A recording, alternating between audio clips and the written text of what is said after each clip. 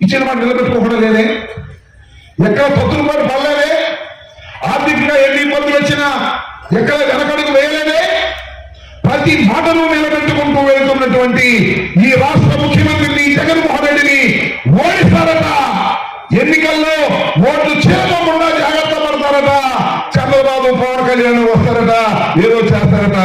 ఏది చెయ్యలేదు అని ఈ సందర్భంగా మనవి చేస్తున్నాం. మళ్ళా ఈ తిరిగి రాష్ట్రంలో తిరిగి జగన్మోహన్ రెడ్డి ముఖ్యమంత్రి కాబోతున్నాడు. మీ అందరి ఆశీస్సులతో కూడా ఈ సందర్భంగా నేను మనవి చేస్తున్నాను.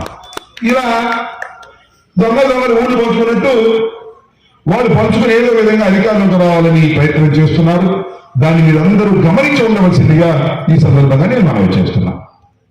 ఇంక రెండో విషయం నా సంగతి చెప్పాలి.